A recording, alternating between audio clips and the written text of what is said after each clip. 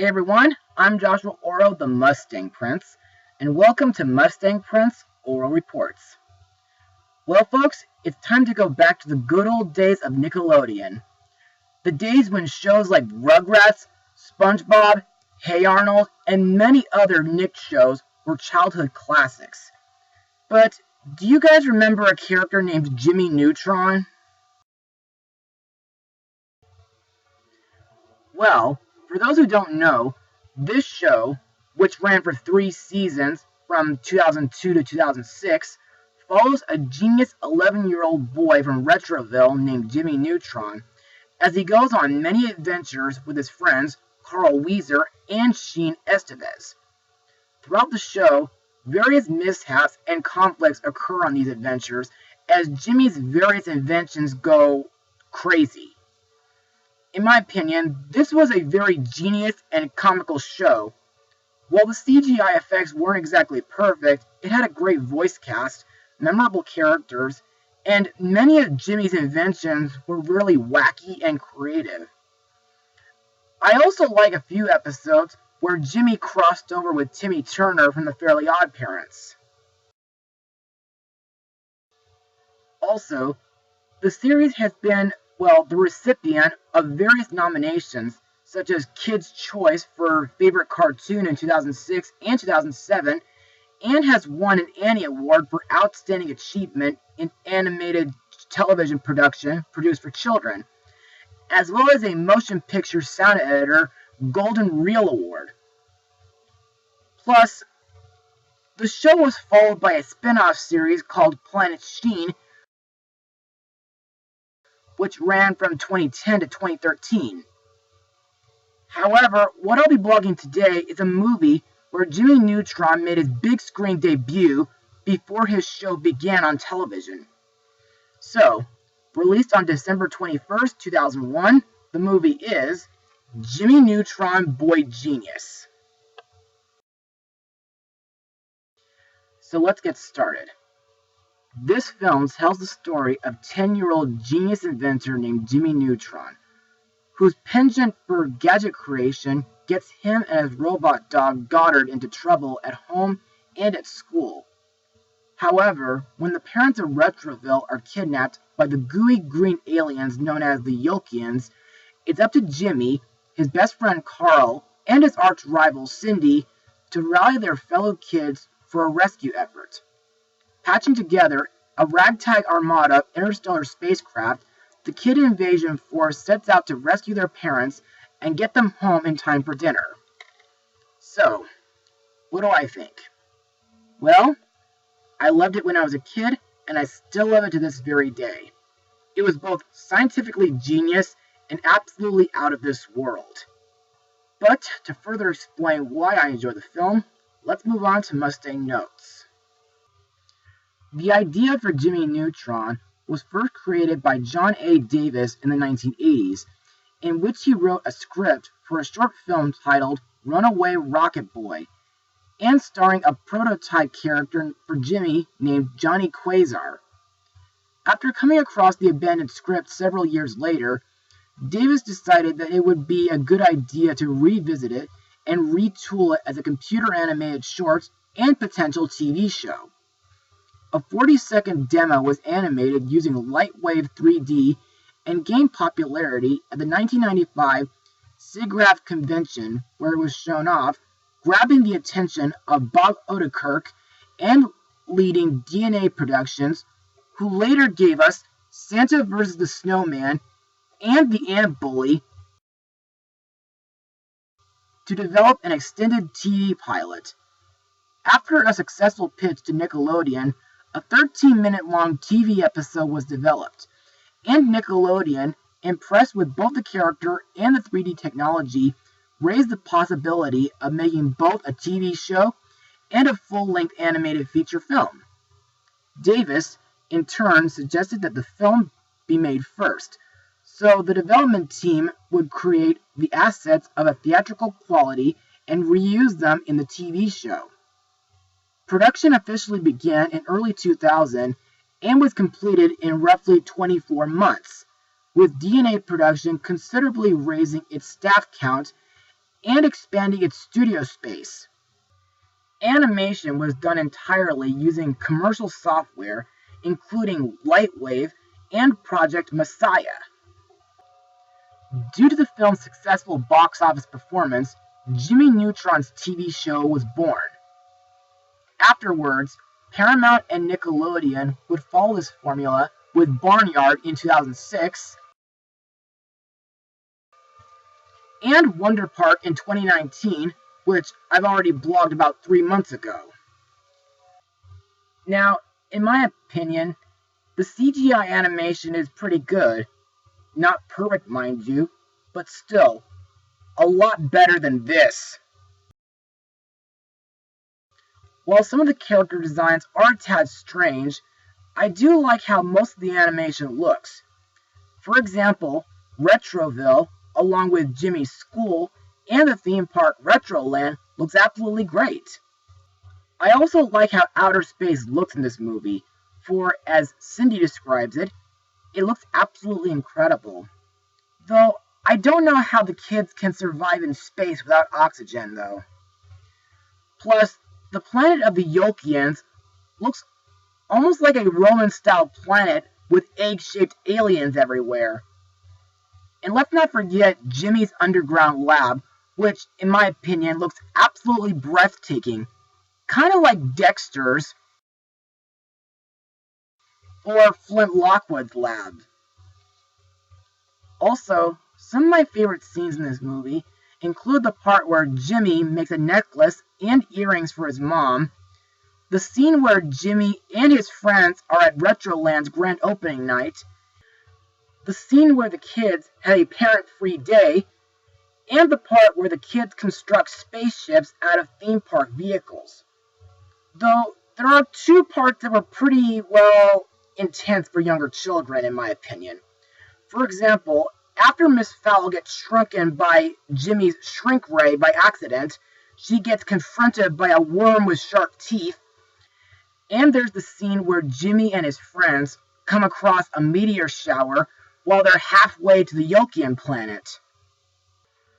Also, in my opinion, this movie has a very underrated soundtrack, and in my opinion, most of these hits, like Aaron Carter's Leave It Up to Me, NSYNC's Pop, Melissa Lefton's He Blinded Me with Science, which, in my opinion, sounds like, a weird science parody, and of course there's No Secrets, Kids in America, and the Go-Go's We Got the Beat, which are amazing hits to listen to. However, there is one song in the film that I'm not really a big fan of, which is The Chicken Dance, which is performed before Poltra hatches from its egg. Now, the reason why I don't like this song is because I find it to be pretty annoying. Plus, the instrumentals and choreography just make me cringe a bit. And now let's move on to the characters and their voice actors. Our main lead, Jimmy Neutron, is voiced by veteran voice actress Debbie Derryberry,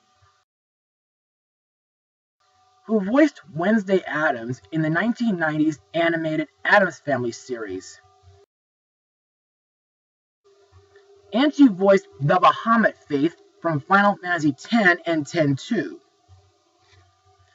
In my eyes, Jimmy is a highly intelligent kid, and I like his many different gadgets and experiments, like his bubble gum mobile, his shrink ray, his invisible hamster, his burping soda, and his girl-eating plant, which acts like another Audrey 2 from Little Shop of Horrors. I also like the part where Jimmy goes into his brain a few times in order to get an idea on how to solve a problem or get a certain task done, like in the show. Next we have Jimmy's dog, Goddard, vocalized by Frank Welker. Now, Goddard is my favorite character in Jimmy Neutron's TV show, mostly due to his loyalty and playfulness. Plus, I think Goddard is very supportive and handy, and I like when he gives Jimmy several option choices, and when he plays several projections and audio recordings. Plus, Goddard has a tape dispenser in his mouth and a phone system built into his body. And I like when Jimmy used Goddard as a mini space scooter, and I find it pretty funny when Goddard explodes when Jimmy tells him to play dead. But thankfully, like the Iron Giant, he fixes himself after exploding. Jimmy's best friend, Carl Wheezer, is voiced by another veteran voice actor, Rob Paulsen. Carl is extremely cautious and kind of chicken, and he's prone to wheezing and car sickness. He demonstrates his asthma inhaler for show and tell and at Retroland. He even spends his day trying to beat the guy who guesses his allergies. But through it all, Carl is Jimmy's loyal buddy and biggest fan. And he's also his crash test dummy for Jimmy's arsenal of inventions. Next we come to Jimmy's second best friend, Sheen Estevez, voiced by Jeffrey Garcia, who also voiced Ronaldo in the Happy Feet films. Sheen is obsessed with a superhero named Ultralord. He collects all the Ultralord action figures, cards, and quotes him daily. Sometimes Sheen can be somewhat insensitive and miss the big picture of things. Despite worshipping Ultralord, it is actually shown that he cares about his father and Libby most of all. Despite Sheen's hyperactivity and peculiarities, Sheen is actually shown to be very helpful, and he's able to provide some scientific insight or come up with a solution. One of my favorite things that Sheen does in this movie is get an escape spaceship in order to escape the Yolkians. Jimmy's rival, Cindy Vortex, is voiced by Carolyn Lawrence. Best known as Sandy Cheeks from the SpongeBob SquarePants series, which will be getting a third movie next year.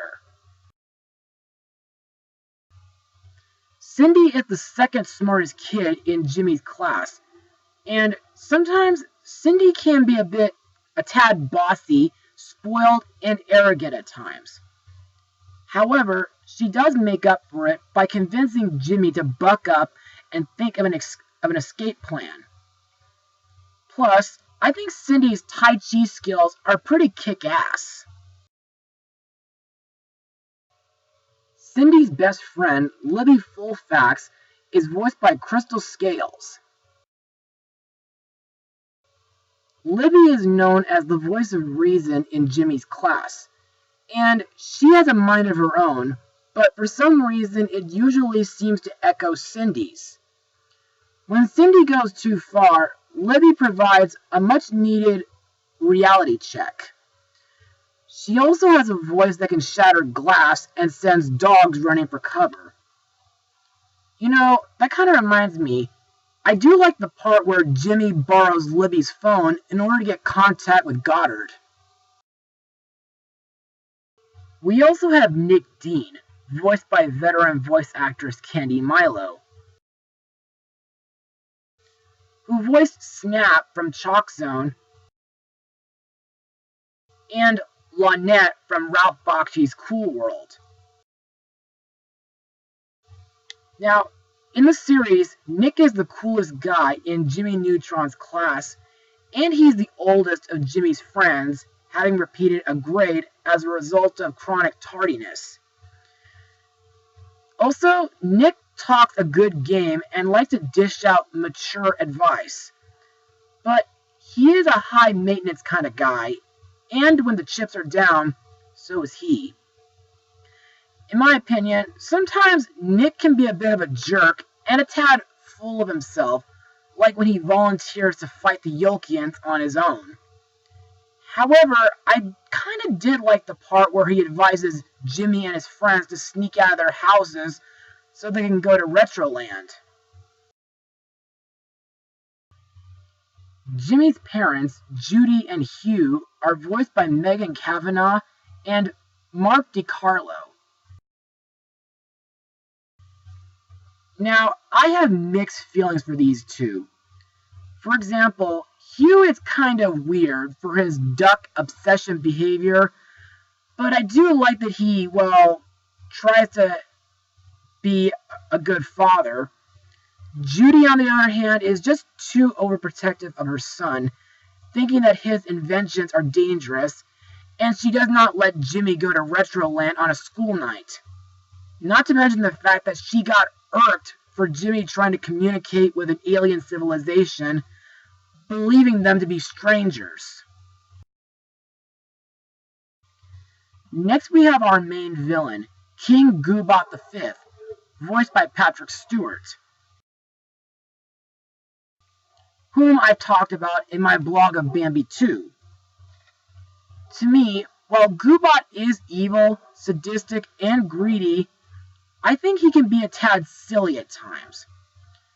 But anyway, Goobot is responsible for abducting all the adults of Retroville after seeing Jimmy's message from his satellite. He plans to feed the adults to their evil chicken god, Poltra. More on that monster later. Next we have Goobot's brother, Oblar, voiced by Martin Short,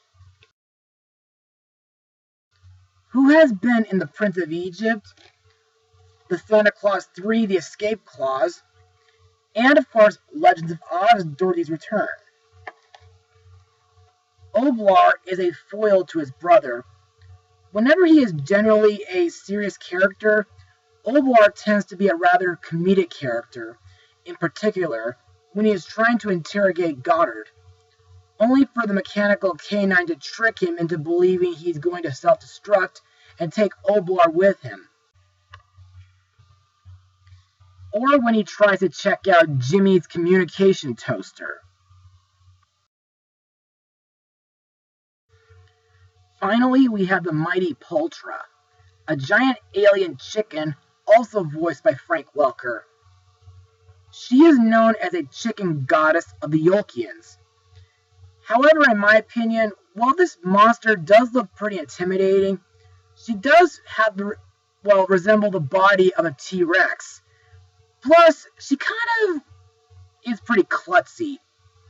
Anyway, in the film, after she hatches from her egg, she intends to eat all the parents as a sacrifice. But thankfully, Jimmy and the rest of the kids stop the sacrifice by fighting the Yolkians, stealing the control box, and rescue the adults. And now let's move on to my final words. Overall, Jimmy Neutron, Boy Genius is another fun movie from my childhood. And after watching it again, I still think this movie holds up very well. While the CGI animation is a tad strange, the comedy is still fun. Plus, Jimmy Neutron and the other kids are still very memorable, including his best friends, Carl and Sheen. Cindy is an okay character, even if she can be a tad arrogant and stubborn.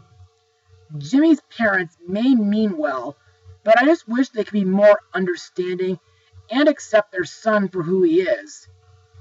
Also, the villains, Goobot and Oblar, are pretty silly. Plus, this movie has a very underrated soundtrack. Also, I think this is another movie that I recommend folks to watch, especially if they want to share this movie with their children. So, I give this film a 95% out of 100. Well, that's all for today. Be sure to tune in again for my next blog. Mustang Power. As I look at the ground, I look at the sky, I ask how come, just gotta know why. So much to learn, so much to find, reading about science is blowing my mind. Science. It's in the yard, it's in the tree. Science. It's in a leaf and it's in me.